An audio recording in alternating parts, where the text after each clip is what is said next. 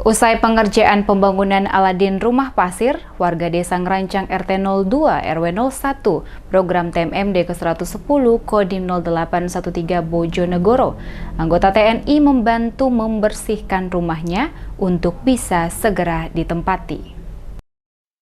Pasca program TMMD ke-110 Bojonegoro, anggota Kodim 0813 Bojonegoro sempatkan waktu untuk berkunjung ke rumah warga di desa sasaran TMMD. Kali ini kebetulan anggota TNI tersebut berkunjung ke rumah Pasir, salah satu penerima bantuan Aladin yang sedang dibersihkan. Tanpa berpikir lama, anggota Kodim Bojonegoro ini bergegas untuk membantu. Sersan 2 Eko Prasetyawan mengatakan kegiatan pembersihan tersebut sebagai wujud pemeliharaan bantuan rumah Aladin yang telah diberikan.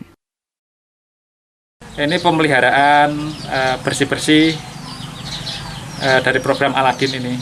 Harapannya ya Pak Pasir segera meninggal di tempat ini nyaman, sehat.